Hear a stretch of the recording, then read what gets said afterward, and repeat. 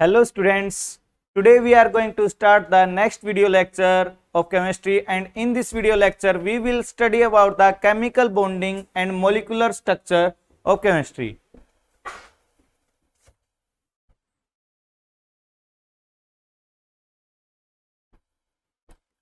And you know very well students, जैसा कि हम जानते हैं कि हम अपने chapter number 4 that is chemical bonding and molecular structure को स्टडी कर रहे हैं बेटा। इसमें हम जो बेसिक कॉन्सेप्ट्स थे हमारे एलिमेंट्स के फॉर्मेशन के उसको समझ चुके हैं।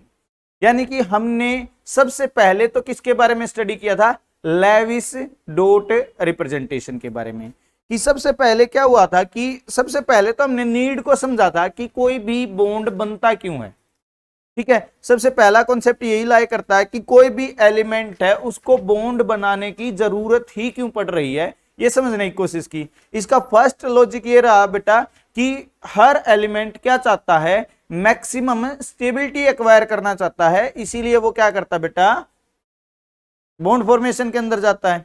अब बॉन्ड फॉर्मेशन के अंदर जाता है तो उसके लिए तीन कंडीशन थी कि एक एलिमेंट अपने आप को सेटिस्फाई कैसे कर सकता है, स्टेबल कैसे कर सकता है।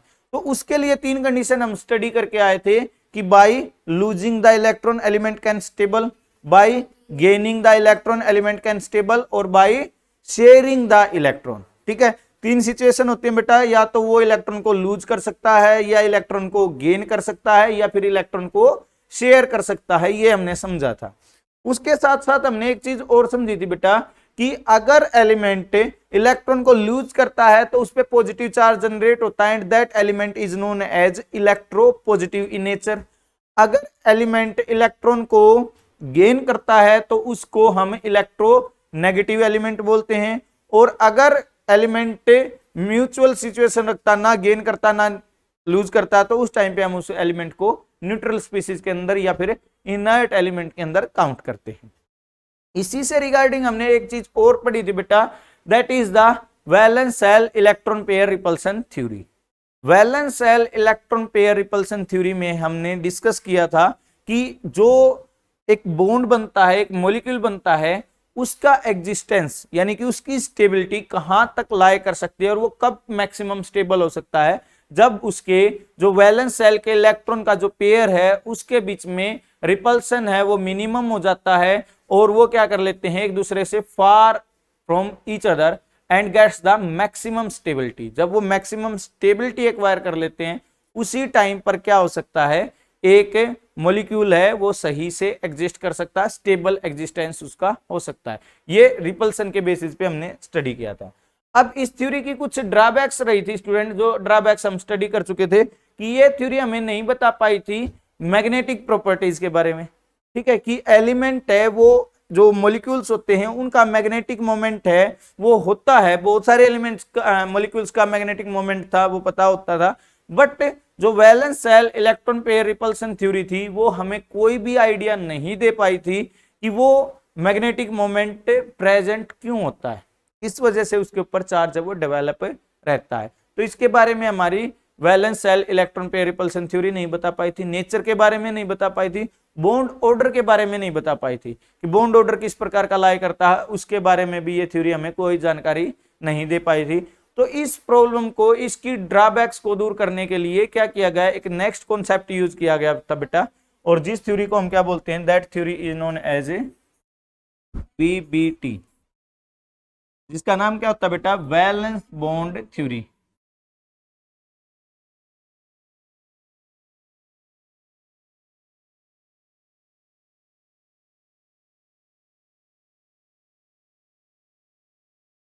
ठीक है, अब वैलेंस बॉन्ड थ्योरी के अंदर क्या कॉन्सेप्ट बताया गया था बेटा, वैलेंस बॉन्ड थ्योरी किसने दी थी, ये it was given by polling. Polling नाम का एक साइंटिस्ट है बेटा, एंड स्टेलर। पोलिंग और स्टेलर नाम के साइंटिस्ट ने ये थ्योरी हमें दी थी बेटा। इस थ्योरी के अंदर हम कॉन्सेप्ट समझते थे कि वैलेंस बॉन्ड यानी कि बॉन्ड फॉर्मेशन किस प्रकार से हो सकती है, उसके लिए हमारे बॉन्डिंग और नॉन बॉन्डिंग के फोर्सेस के बारे में इस थ्योरी को एक्सप्लेन किया गया था। और इस थ्योरी ने हमें बताया था कि मॉलिक्यूल्स है उनका एग्जिस्टेंस किस प्रकार से हो सकता है, मॉलिक्यूल किस प्रकार से लाई करेंगे। तो इस थ्योरी में क्या कॉन्सेप्ट था बेटा, सिंपली उन्होंने दो पार्ट्स में इस थ्योरी को एक्सप्लेन किया था और इसके बेसिस पे मॉलिक्यूल्स के एग्जिस्टेंस के बारे में उन्होंने बताया था। उन्होंने क्या बताया था इसमें वो समझने की कोशिश करते हैं। देखो उन्होंने बोला एक पार्ट जो हम समझते हैं, on the basis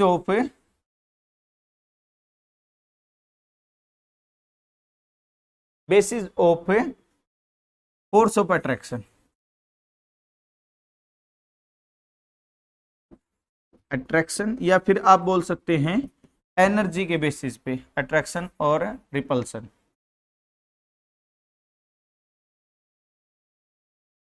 force of attraction और रिपल्सन के बिहाफ पे ये पहला कॉन्सेप्ट था बेटा कि जिसमें फोर्स ऑफ अट्रैक्शन और रिपल्सन किस प्रकार से लाई करता, उसके बिहाफ पे ये चीज समझने की कोशिश की गई।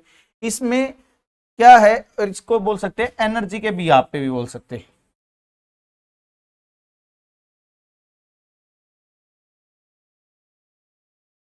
एनर्जी रिलेशन, ठीक है। एक दूसरा उन्होंने बताया था बेटा, दूसरा जो पार्ट था that is we can understand the valence bond theory on the basis of that is a overlapping. तो हम दूसरा हम समझ सकते हैं ओवरलैपिंग के कॉन्सेप्ट पे, ठीक है भाई।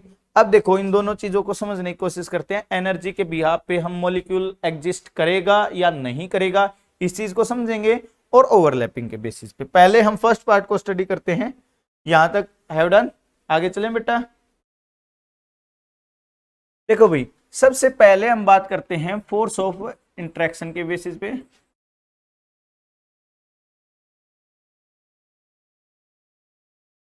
वैलेंस बॉन्ड थ्योरी हमें यह बताते बेटा कि कोई मॉलिक्यूल एग्जिस्ट करेगा या नहीं करेगा उसको कैसे समझें।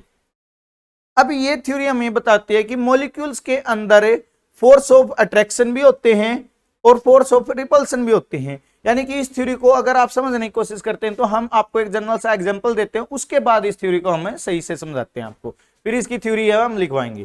जैसे आप एक एग्जांपल ने बेटा कि अगर हम बात करते हैं इन case of hydrogen molecule,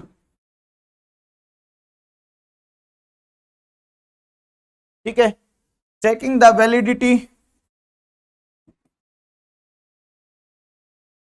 validation of A stability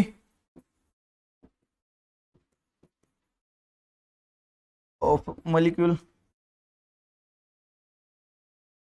मतलब क्या है बेटा, हम कोशिश करेंगे ये जानने की कि ये मॉलिक्यूल स्टेबल होगा या नहीं होगा, ठीक है। अब इसको कैसे समझ सकते हैं कि इन्होंने बोला कि हाइड्रोजन का मॉलिक्यूल स्टेबल है या नहीं है, इस चीज को समझेंगे कैसे बेटा, फोर्स ऑफ अट्रैक्शन और फोर्स ऑफ रिपल्सन को काउंट करके।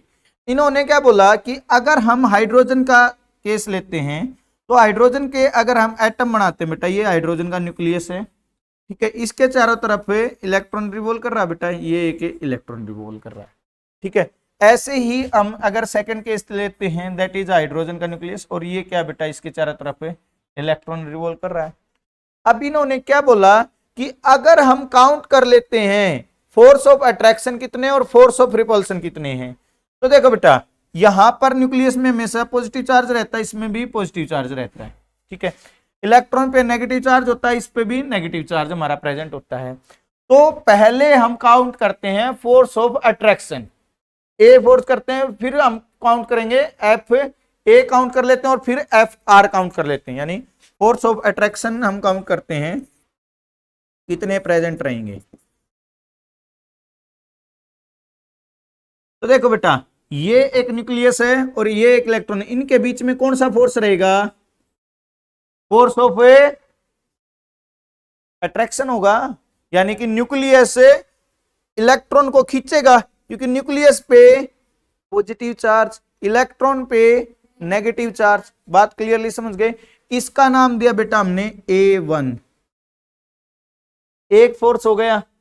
ये न्यूक्लियस इस इलेक्ट्रॉन को क्या खींचेगा, अट्रैक्ट करेगा बेटा, इसलिए इसका नाम हमने क्या रख दिया A2। बात समझ में आ रही है। अब ये इलेक्ट्रॉन ये न्यूक्लियस भी खींचेगा, ठीक है, इस फोर्स का नाम हम क्या रख देते हैं बेटा, A3। और ये इलेक्ट्रॉन इस न्यूक्लियस के द्वारा भी खींचा जाएगा, इस फोर्स का नाम क्या रखेंगे, A4। बात समझ आए। और कोई देखो भाई, कोई अट्रैक्टिव फोर्स है यहां पे, नहीं है, ठीक है, ओके। अब हमें पता चल गया कि कितने हमारे अट्रैक्टिव फोर्स यहां पर प्रेजेंट हैं। तो हम कलर बना लेते हैं थोड़ा सा।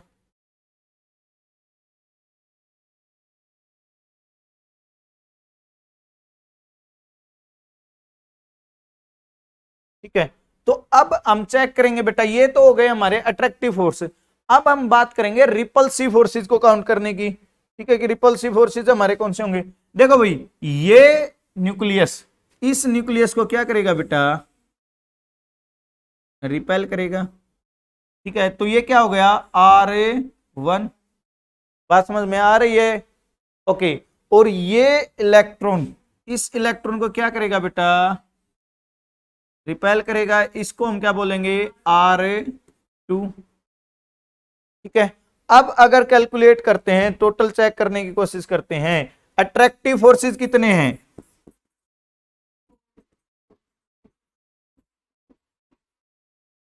अट्रैक्टिव फोर्सेस हमारे कितने हैं बेटा, 4 हैं।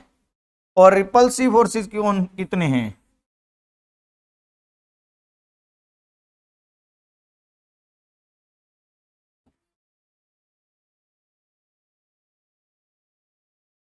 क्योंकि same charge always repel to each other. क्योंकि न्यूक्लियस न्यूक्लियस पर हमेशा क्या रहता बेटा, न्यूक्लियस न्यूक्लियस एक दूसरे को रिपेल ही कर सकते हैं, क्योंकि सेम चार्ज कभी भी अट्रैक्ट नहीं कर सकते।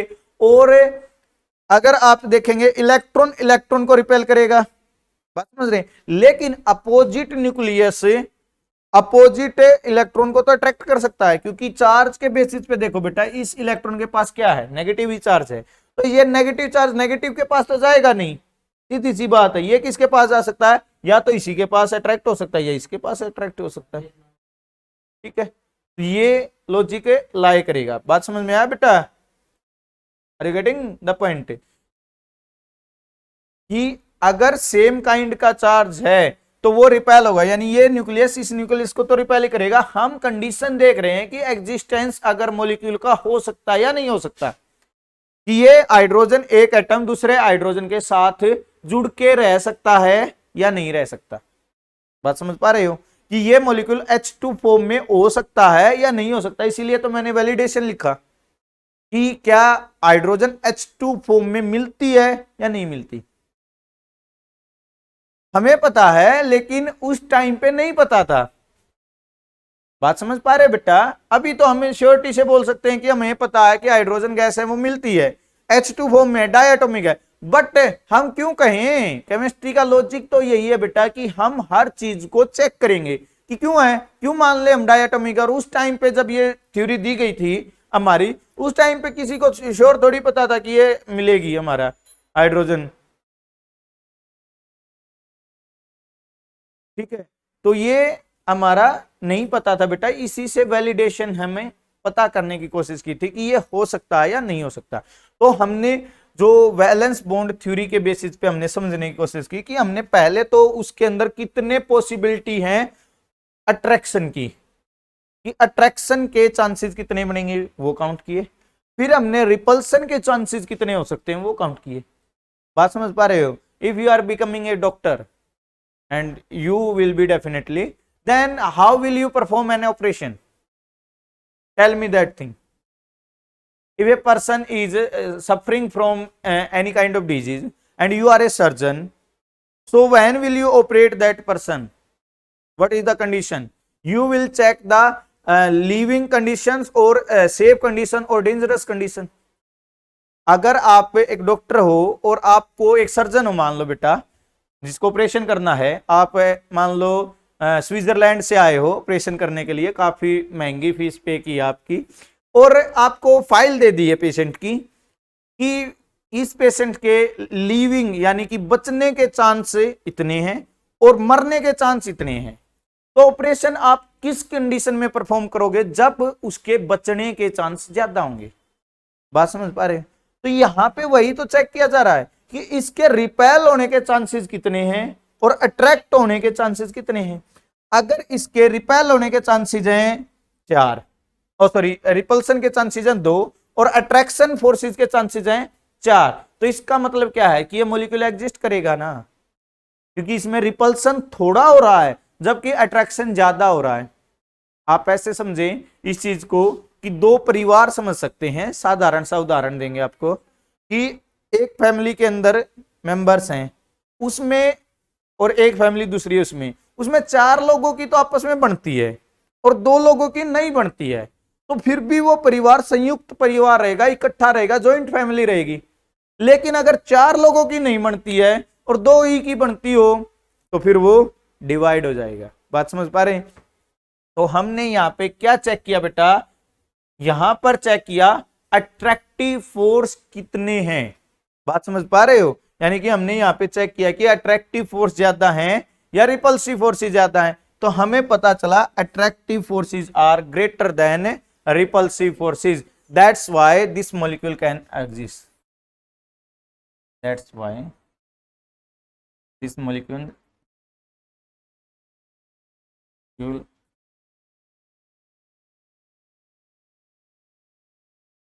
Is stable. यानी कि इसमें अगर आप लिखना चाहें तो ये लिख सकते हैं, ये स्टेटमेंट को आप थ्योरेटिकल पोर्शन में लिखें, in hydrogen valence bond theory attractive forces is greater than repulsive forces, that's why the chances of existence of molecule is more. Have done? Write it now. लिखो कि यहां पर मॉलिक्यूल के exist करने के chance क्या रहेंगे बेटा, ज्यादा रहेंगे, क्योंकि अट्रैक्टिव फोर्सेज ज्यादा है as comparison to repulsive forces. अब ये तो हुआ मॉलिक्यूल पॉसिबल है, एग्जिस्ट कर सकता है। एक केस आपको इम्पॉसिबल का कि मतलब मॉलिक्यूल एग्जिस्ट ना करता हो उसको समझाएंगे। जल्दी लिखो।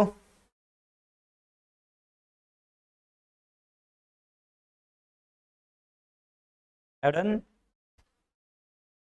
हो गया?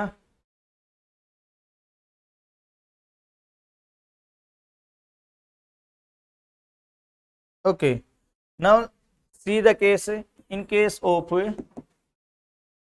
Helium molecule. हीलियम क्या मॉलिक्यूल फॉर्म में, मॉलिक्यूलर फॉर्म में He2 मॉलिक्यूल मिलता है, उसको चेक करने की हम कोशिश करेंगे। तो देखते हैं भाई, ये हम लेते हैं हीलियम का न्यूक्लियस,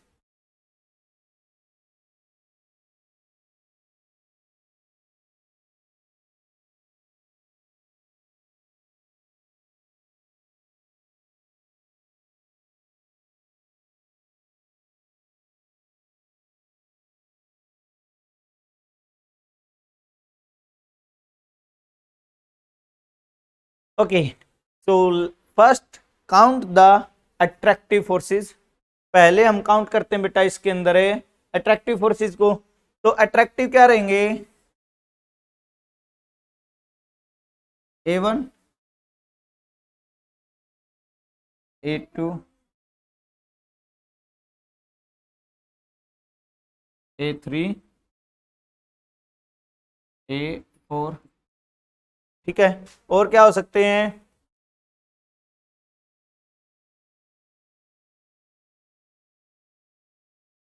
ये हो जाएगा A5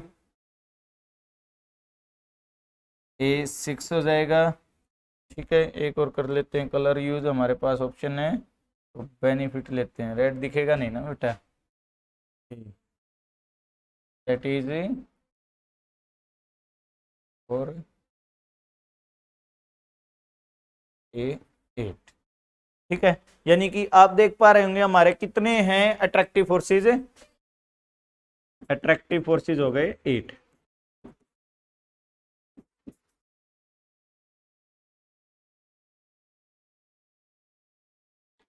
अगर हम बात करते हैं बेटा रिपल्सिव फोर्सेज की, ठीक है, तो रिपल्सिव फोर्सेस के केस में हम देखते हैं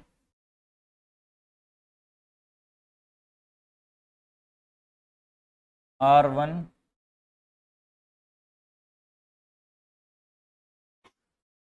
R2, ये इलेक्ट्रॉन इसको रिपेल करेगा ना R3, और ये इलेक्ट्रॉन इसको रिपेल करेगा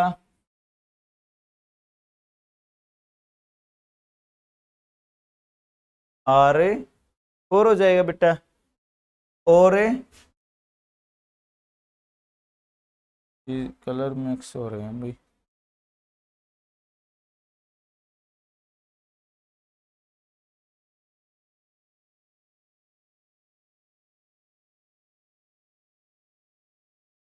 और ये न्यूक्लियस से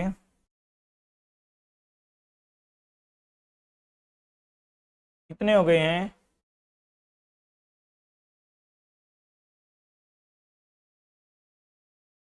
R6 हो जाएगा बेटा। 5 कैसे, हाँ ठीक है 5 हो गए। ओके, अब ए केस ये इलेक्ट्रॉन इस इलेक्ट्रॉन को रिपेल करेगा,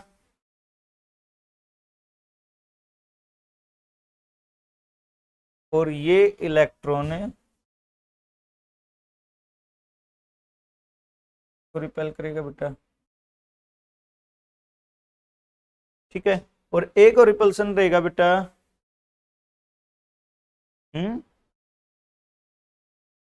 हाँ, क्योंकि इलियम के अंदर आप समझेंगे बेटा, इलियम में क्या रहेगा कि इलियम के अंदर एक प्रोटॉन के बीच में, और एक, क्योंकि इसमें 2 प्रोटॉन होते हैं ना बेटा, तो यहां पर R6 और R8 यहां पे बोलेंगे। बात समझ पा रहे हो, यानी कि इसके अंदर 2 प्रोटॉन है, तो दोनों एक प्रोटॉन को रिपेल करेगा, दूसरा प्रोटॉन दूसरे प्रोटॉन को रिपेल करेगा। तो यहां पर आप देख पा रहे हो रिपल्सिव फोर्सेस कितने हुए,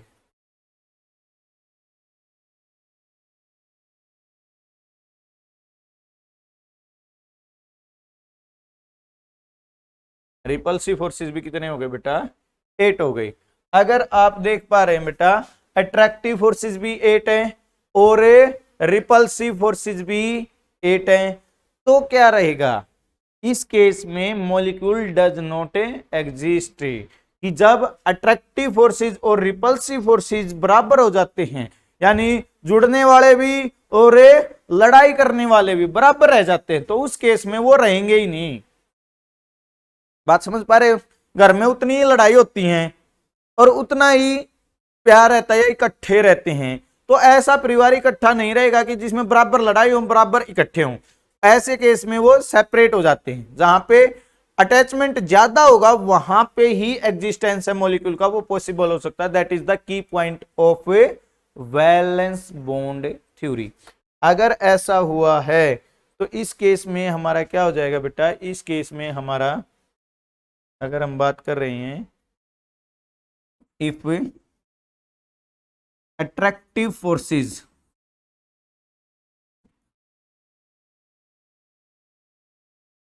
are equal to repulsive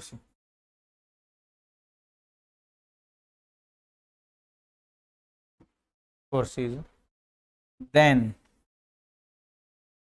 molecule does not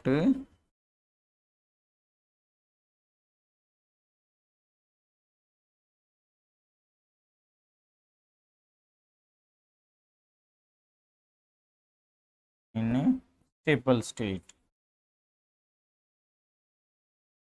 इससे हमें ये पता चला बेटा कि मॉलिक्यूल है वो एग्जिस्ट नहीं कर पाएगा एक स्टेबल स्टेट के अंदर, यानी कि मॉलिक्यूल की स्टेबिलिटी पॉसिबल नहीं हो पाएगी, क्योंकि जितने फोर्स ऑफ अट्रैक्शन है उतने फोर्स ऑफ रिपल्सन हो गए हैं।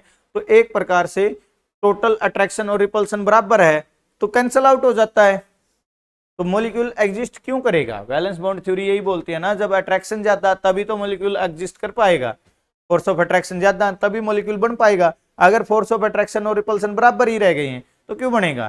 रिपेल रहेगा, मॉलिक्यूल अलग अलग रहेंगे। तो इसीलिए इस थ्योरी ने ये चीज हमें समझाई बेटा कि जो हमारा मॉलिक्यूल है कौन सा, हीलियम का He2 नहीं होता, H2 होता है। यानी हाइड्रोजन का मॉलिक्यूल है वो फॉर्म हो सकता है, बट हीलियम का मॉलिक्यूल फॉर्म में नहीं हो सकता। That's so simple, that's so clear. बात समझ में आ गया बेटा? ओके, तो ये थी बेटा हमारी valence bond theory on the basis of energy level.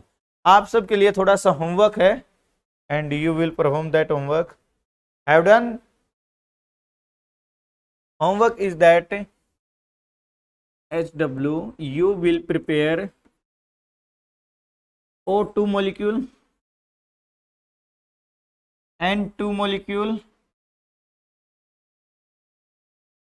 N2 molecule. You will form the checking the validation of Ne2 molecule and also F2 molecule. What happen? F2 molecule. तो इन चारों की वैलिडेशन चेक करनी है कि कौन सा molecule exist कर सकता है, कौन सा नहीं करता। वैसे जनरली आप जानते होंगे बेटा इनमें से कौन कौन से डायटोमिक फॉर्म में एग्जिस्ट करते हैं, कौन कौन से नहीं करते हैं, बट वैलेंस बॉन्ड थ्योरी के भी यहाँ पे उसको बताना है, सेटिस्फाई करके हमें शो करना है कि ये वैलिडेट करेंगे या नहीं करेंगे। Is that clear? ओके, अब हम एक पार्ट तो हम समझ चुके हैं कि एनर्जी लेवल के बिहाफ पे हम जानते हैं बेटा कि वैलेंस बॉन्ड थ्योरी में क्या बताया गया कि अट्रैक्टिव फोर्सेस इफ ज्यादा, if bonding molecular bonding atoms are more than the non bonding forces, then molecule can exist. If bonding forces are more as comparison to non bonding forces. याद रखें बेटा कि पहली एनर्जी के basis पे classification में क्या बताया गया कि अगर बॉन्डिंग फोर्सेस ज्यादा हैं as comparison to non bonding forces, then molecule can exist. Molecule क्या कर सकता है? एग्जिस्ट कर सकता है। बट अगर हम बात करते हैं इन केस ऑफ ओवरलैपिंग कॉन्सेप्ट, अब हम नेक्स्ट कॉन्सेप्ट को समझने की कोशिश करेंगे बेटा कि ये चीज तो हम समझ गए कि मॉलिक्यूल को एनर्जी के बेसिस पे या उनके फोर्स ऑफ अट्रैक्शन के बेसिस पे हम जानते हैं कि वो एग्जिस्ट कर पाएंगे या नहीं कर पाएंगे। बट अगर हम जानने की कोशिश करते हैं ओवरलैपिंग क्या चीज होती है, तो ओवरलैपिंग के कॉन्सेप्ट को हम यहाँ पे इंट्रोड्यूस करते हैं, जो सेक्शन बी था हमारा।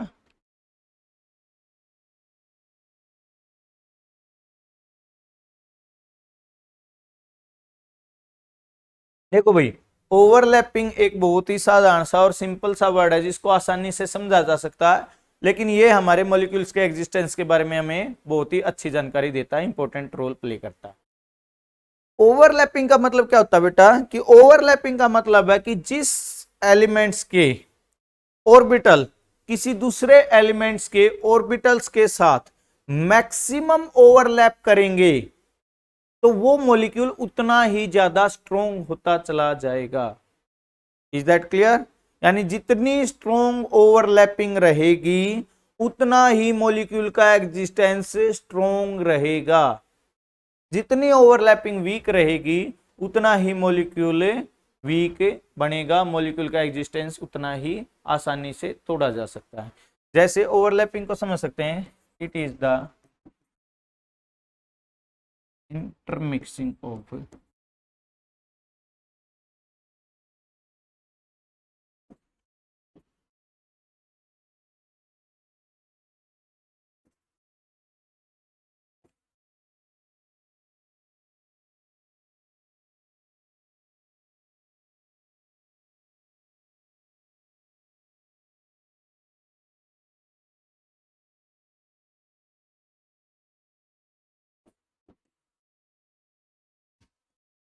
each other and having the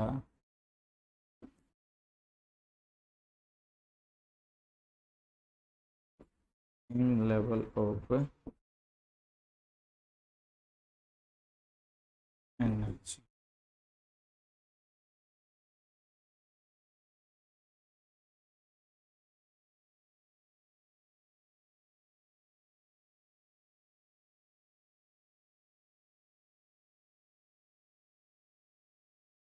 ठीक है भाई, ये चीज समझें कि ओवरलैपिंग का कॉन्सेप्ट क्या होता है।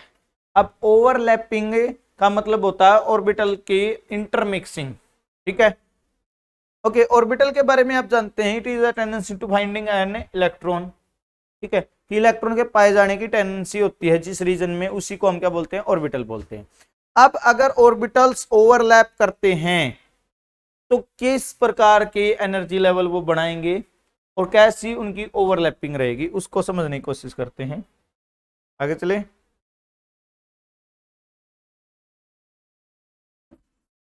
व्हेन ऑर्बिटल्स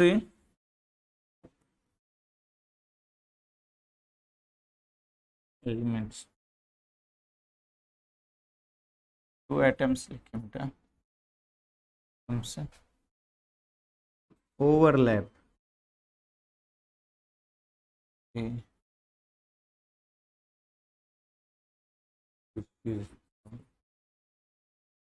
वो क्या प्रोड्यूस करते हैं, produce is the hybrid orbital.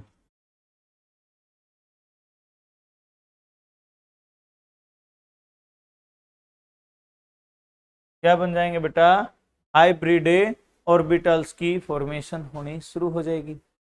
अब ये चीज समझने की कोशिश करते हैं। पहले तो हम स्टडी करेंगे types of overlapping. Okay, Aiden,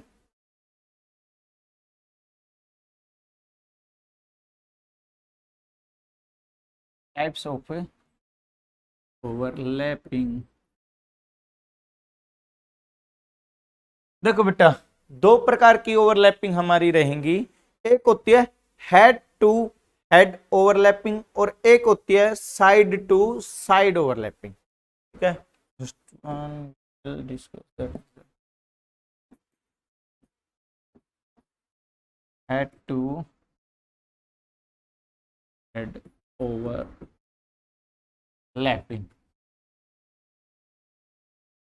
और सेकंड हम पढ़ते हैं बेटा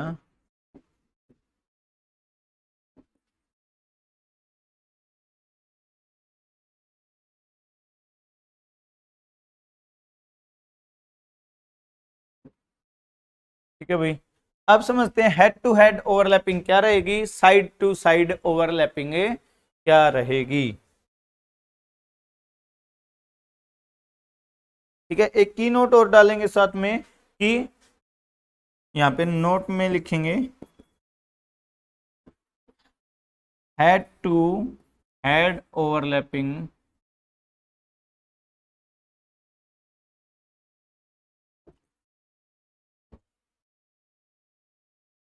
causes the sigma bonding।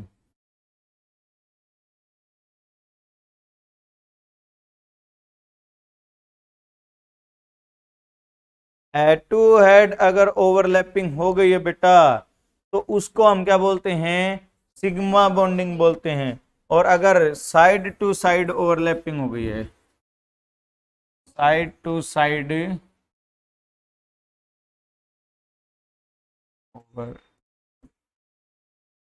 Overlapping produces the pi bond. ठीक है भाई, ये दोनों चीजें याद रखेंगे, head to head overlapping sigma bond, side to side overlapping pi bond बनाएगी। ठीक है, चलते हैं अब हेड टू हेड ओवरलैपिंग को समझेंगे। ठीक है, हैव डन। तो हेड टू हेड ओवरलैपिंग,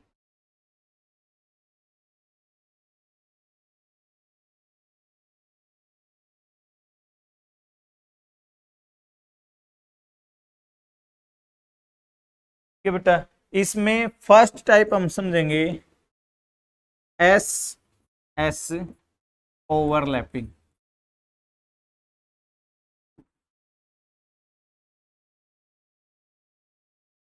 ठीक है, अब एस एस ओवरलैपिंग को जानने की कोशिश करेंगे। एस एस ओवरलैपिंग क्या होगी, in which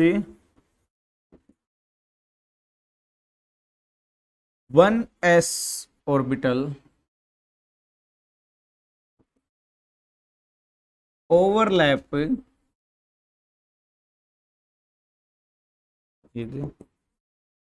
another s orbital head to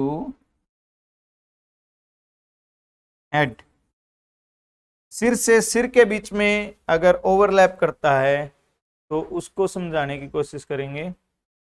that will produce head to head overlapping. समझें कैसे?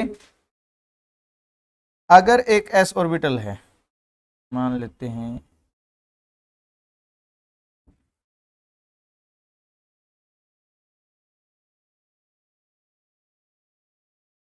ये कोई हमारा क्या बेटा एस ऑर्बिटल है।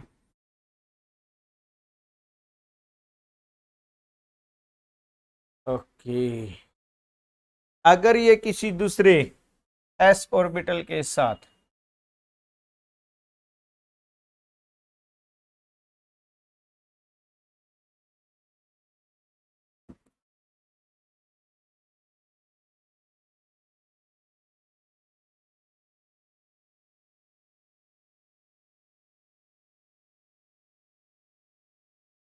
ठीक है, दूसरे एस ऑर्बिटल के साथ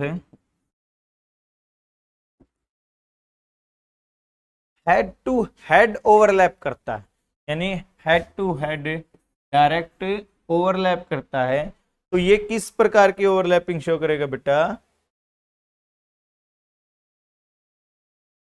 हाँ जी, तो इसकी ओवरलैपिंग कुछ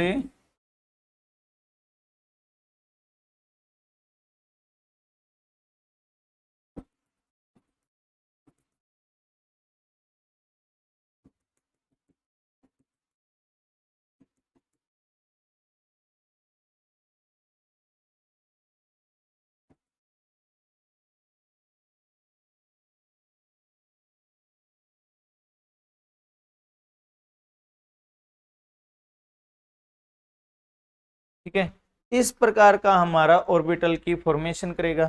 अगर हम इनको साफ तरीके से एक सर्कल की फॉर्म में शो करते हैं तो आप समझ सकते हैं कि अगर हमारा एक एस ऑर्बिटल है बेटा, ये दूसरे एस ऑर्बिटल के साथ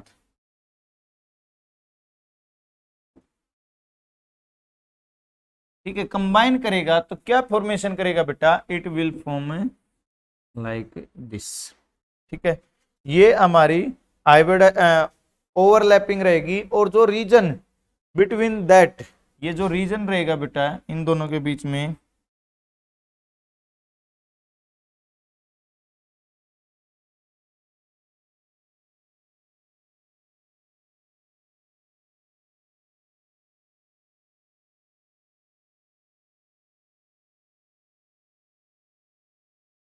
ये जो रीजन बनेगा बेटा, ये रीजन हमारा क्या रहेगा? That region will B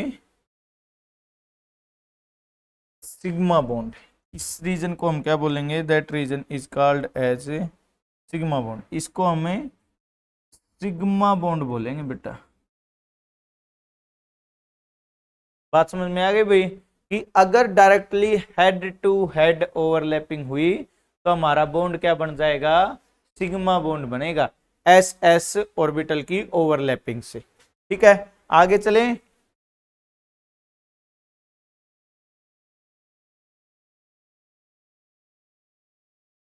have informed the chart और डायग्राम।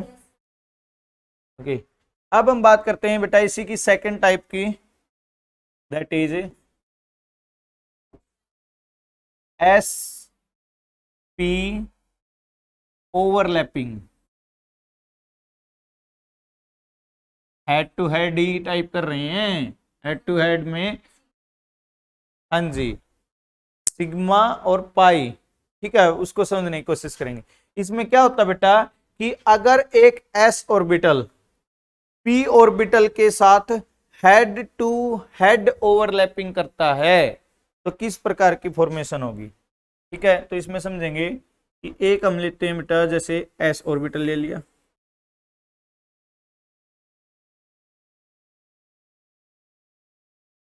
एक हम कोई भी पी ऑर्बिटल ले लेते हैं। ठीक है, पी ऑर्बिटल में भी p x p y p z, कोई भी आप जो ले सकते हैं वो। हाँ, एक चीज आपको याद रखनी है, ये छोटी छोटी बातें हैं केमिस्ट्री की, सभी बच्चों को ध्यान रहनी चाहिए। S orbital is the only orbital which is non directional. याद रखें, लिख लें कहीं पर भी।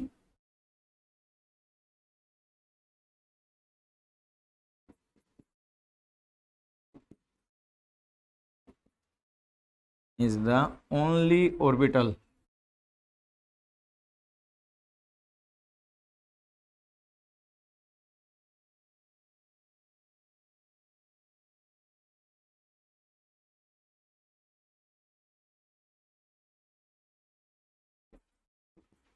Which is non directional. ये अकेला बेटा जो नॉन डायरेक्शनल है, बाकी सारे ऑर्बिटल्स की डायरेक्शन होती है। यानी कि वो एक्स कोऑर्डिनेट्स में रहेंगे अलग, वाई कोऑर्डिनेट्स में रहेंगे वहां पे अलग, और जेड कोऑर्डिनेट्स में रहेंगे वो अलग। लेकिन एस ऑर्बिटल को तो हम सभी साइडों से एक जैसा मानेंगे। जैसे एस ऑर्बिटल सर्कुलर शेप के अंदर, स्फेरिकल शेप के अंदर होता है बेटा, तो स्फीयर को आप एक्स कोऑर्डिनेट से देखोगे तब भी स्फीयर ही दिखेगा, वाई कोऑर्डिनेट से देखोगे तब भी स्फीयर दिखेगा, और जेड कोऑर्डिनेट से देखोगे तब भी वो स्फेरिकल ही दिखाई देगा। इसलिए एस ऑर्बिटल हमेशा क्या रहेगा बेटा, नॉन डायरेक्शनल, जबकि p x p y p z, d के डी एक्स वाई है, डी वाई जेड है, डी जेड एक्स है, वो सारे, और एफ के भी वो सारे डायरेक्शनल रहेंगे। बात समझ में आ गई? ओके। अब अगर ये आपस में कंबाइन होते हैं बेटा, so what will they produce, ये एक प्रकार से एस पी ओवरलैपिंग शो करेंगे, और जिसके अंदर हमारा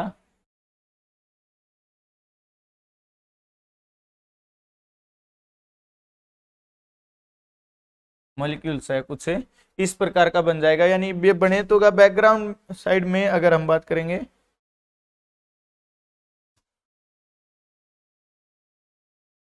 ये ऐसे चला जाएगा।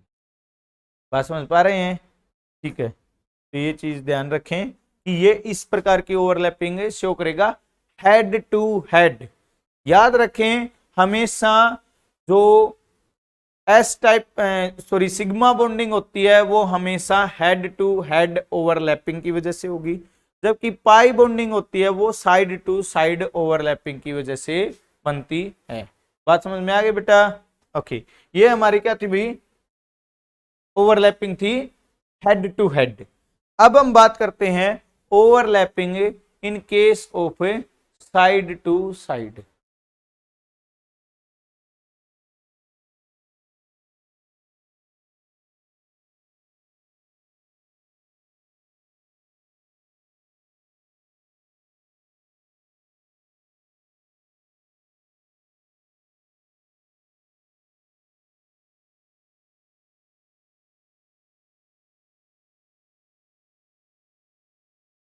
साइड टू साइड ओवरलैपिंग को समझने की कोशिश करेंगे। ओके, अब इसके अंदर पहली टाइप पढ़ेंगे हम एस पी ओवरलैपिंग। अब इसमें एस पी ओवरलैपिंग क्या रहेगी बेटा, अगर एक एस ऑर्बिटल, ठीक है, अगर हम एक एस ऑर्बिटल की बात करते हैं और एक पी ऑर्बिटल के साथ कंबाइन करता है, तो इट विल प्रोड्यूस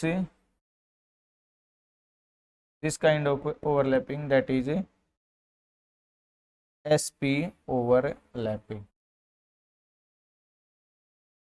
ठीक है, इसको हमें एस पी ओवरलैपिंग बोलेंगे बेटा।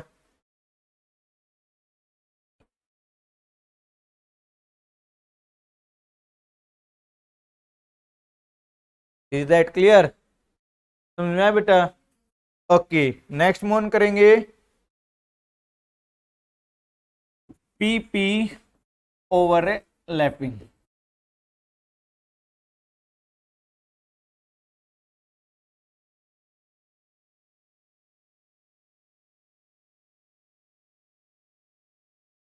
तो पीपी ओवरलैपिंग क्या रहेगी बेटा, अगर एक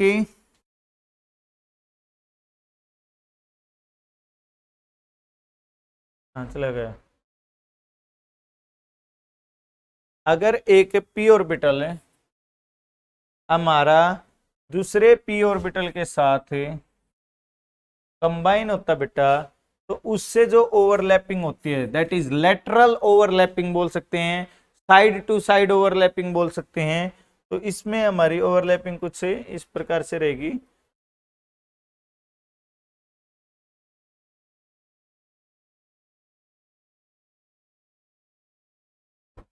बात समझ में आ गई बेटा? इस प्रकार की ओवरलैपिंग, तो इसको अगर हम कलर्ड करते हैं तो इस overlapping,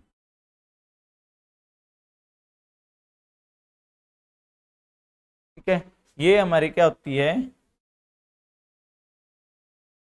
side to side overlapping.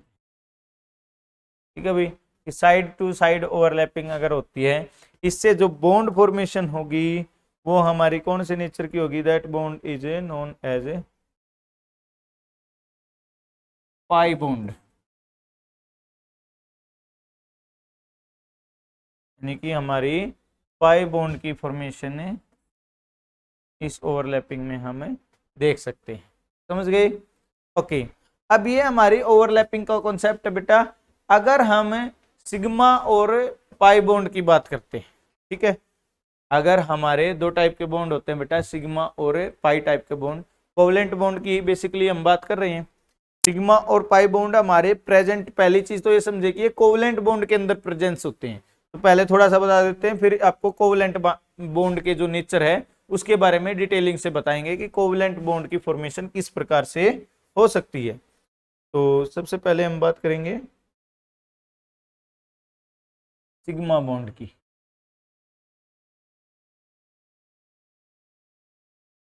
ठीक है, सिग्मा बॉन्ड होता क्या है इसको समझने की कोशिश करेंगे। It is the covalent bond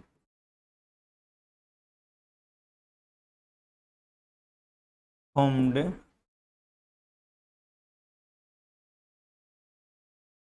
by the head to head overlapping। जो हेड टू हेड ओवरलैपिंग से जो बॉन्ड बनते हैं बेटा, उसी को हम क्या बोलते हैं, सिग्मा बॉन्ड बोलते हैं। ठीक है, तो इसको हम सिग्मा बॉन्ड कहेंगे। ठीक है, it is the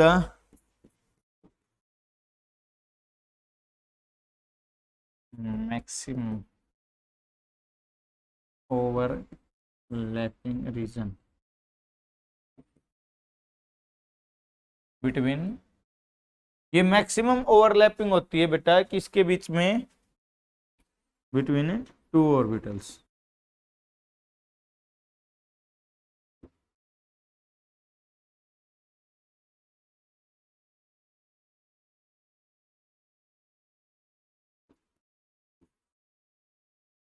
is stronger than a pi bond। Pi bond से क्या रहेगा बेटा, स्ट्रोंग होता है। ठीक है, okay, it is observed in single bonded जो मॉलिक्यूल होते हैं बेटा, single bonded molecules.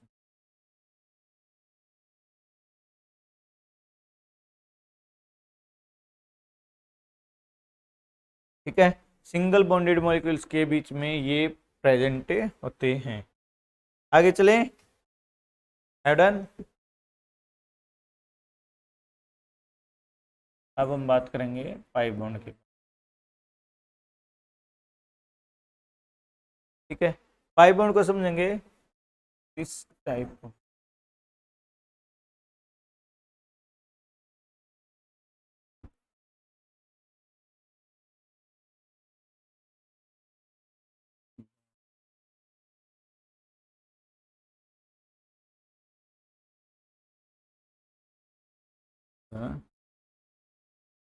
Lateral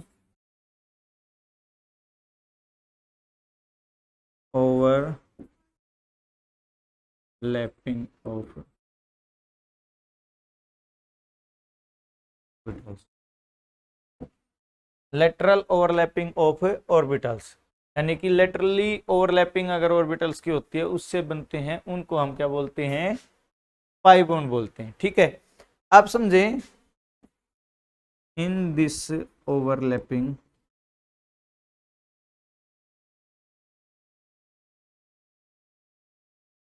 strength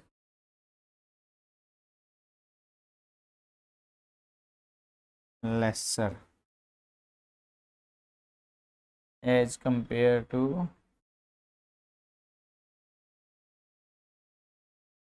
sigma bond. Sigma bond के कंपैरिजन में ये बॉन्ड क्या रहते हैं बेटा, कमजोर होते हैं। ठीक है, इतने अच्छे स्ट्रॉन्ग बॉन्ड ये नहीं बनते हैं। अब समझते हैं, और ये कहाँ पे प्रेजेंट होते हैं,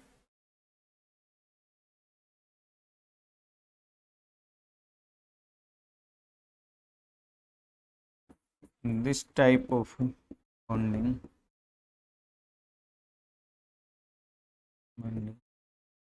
is present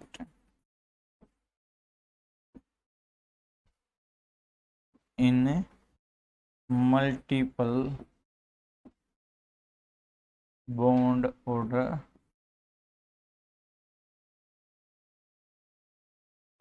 carrying species। जिसमें मल्टीपल बॉन्ड ऑर्डर रहेगा भाई, उसके अंदर ये मिलेंगे। अब मल्टीपल बॉन्ड ऑर्डर किसका रहता है, अब थोड़ी सी प्रैक्टिस करते हैं, पहले इसको राइट डाउन करें और फिर आप सबको सिग्मा और पाई बॉन्ड कैलकुलेट करने बताते हैं, कैसे आप कैलकुलेट कर सकते हैं। डन, ओके, तो लेट्स टेक एन एग्जांपल। अगर हमारा प्रैक्टिस के लिए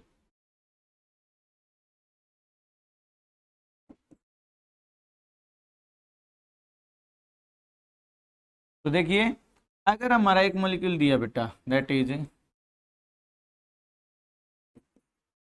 CH4, तो इसमें आपसे पूछा जाए how many sigma and pi bonds present in it, तो बताइए इसमें कितने सिग्मा और पाई बॉन्ड हैं। टोटल सिग्मा बॉन्ड कितने इसमें टोटल है 4, और पाई बॉन्ड है 0। ठीक है भाई, ये सभी को आता था, बिल्कुल आसान क्वेश्चन है। ठीक है, इसलिए निकाल दिया बच्चों ने। अब थोड़ा सा मुश्किल चलते हैं। अगर हम बात करते हैं बेटा C2H6, find out the number of sigma and pi bond, निकालो।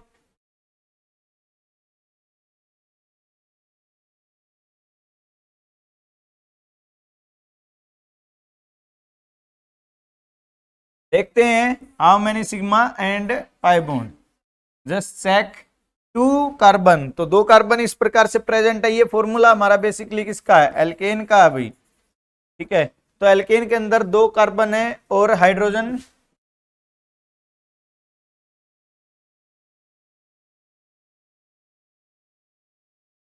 तो काउंट करेंगे, दैट इज सो सिंपल, 1 2 3 4 5 6 7, तो टोटल हमारे सिग्मा बॉन्ड कितने हैं 7। There is no pi bond, 0। ठीक है भाई, okay, next one more example, C4H6,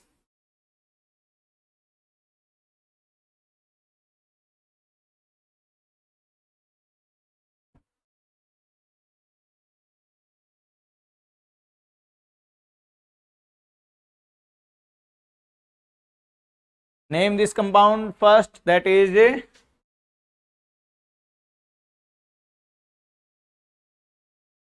butane। Now find out the number of sigma and pi bond, sigma और pi bond calculate करें। Okay, चलो करते हैं इसको सोल्व, देखते हैं भाई। C4 यानी कि C4 का मतलब 4 तो कार्बन है ही, ठीक है। एल्काइन है तो हमें पता है कहीं ना कहीं पर ट्रिपल बॉन्ड है। ओके, अब हमें पता है H6 तो लगाओ भाई।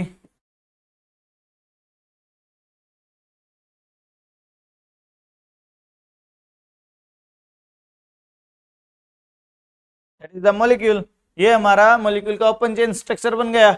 अब इसमें अगर हम काउंट करते हैं बेटा total number of sigma bond, तो 1 2 3 4 5 6 7 और एक यहां पर 8 और एक ये 9, ठीक है। तो टोटल सिग्मा बॉन्ड हमारे कितने हुए? सिग्मा बॉन्ड हो गए 9, ठीक है। और अगर आपसे पूछा जाए पाई बॉन्ड बताओ भाई, पाई बॉन्ड कितने हैं? तो पाई बॉन्ड आप देखेंगे कहां पर मल्टीपल बॉन्ड है, तो एक पाई बॉन्ड यहां पर और एक पाई बॉन्ड यहां पर, टोटल पाई बॉन्ड है 2।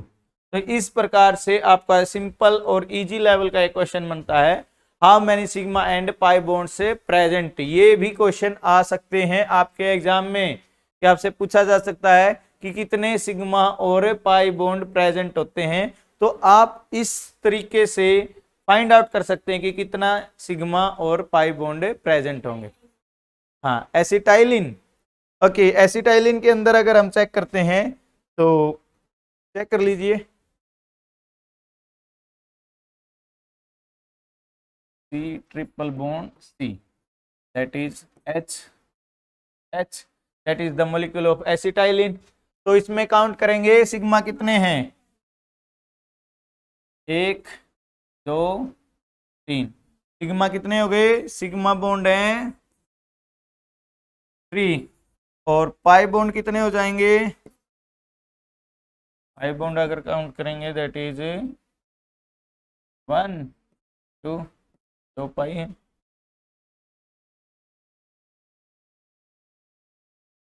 Okay, so no problem, that is the bonus question for you, so it is error of printing also, so that is the question.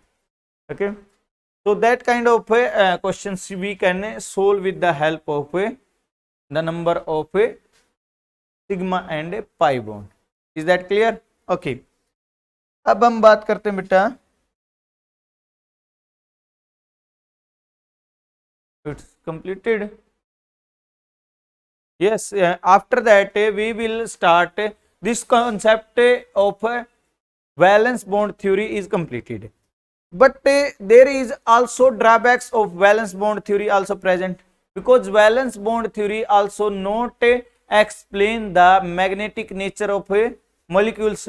ये भी हमें बेटा मैग्नेटिक नेचर था मॉलिक्यूल्स का, उसके बारे में कुछ नहीं बता पाई थी। और इस थ्योरी के अंदर भी जो एग्जिस्टेंस ऑफ सम मॉलिक्यूल्स है उनके कलर फॉर्मेशन, यानी कि मॉलिक्यूल्स हैं वो फ्लेम के अंदर अलग अलग प्रकार का कलर किस प्रकार से देते हैं, उसके बारे में भी ये थ्योरी हमें सही से एक्सप्लेन नहीं कर पाई थी। कौन सी थ्योरी? Valence bond theory. तो इसकी ड्रॉबैक्स को रिमूव करने के लिए कुछ मॉडर्न थ्योरीज, कुछ मॉडर्न कॉन्सेप्ट थे वो यूज किए गए बेटा, और उन कॉन्सेप्ट्स में ये बातें सामने आई कि जो हम कॉन्सेप्ट स्टडी करते हैं उनमें एक जो एडवांस लेवल की थ्योरी जो हम पढ़ते हैं that is the MOT, molecular orbital theory, उसने इस प्रॉब्लम को रिमूव किया। उसने मॉलिक्यूल्स के जो मैग्नेटिक नेचर है उसके बारे में हमें अच्छे से बताने में हेल्प की थी, जिसको हम नेक्स्ट वीडियो लेक्चर्स में स्टडी करेंगे। और इसके साथ साथ हमारे कुछ कॉन्सेप्ट रहते हैं जैसे hybridization and resonance, most important topics हैं बेटा, क्या हाइब्रिडाइजेशन और रेजोनेंस क्या है उनको समझने की कोशिश करेंगे। तो thanks for watching this video, thank you so much.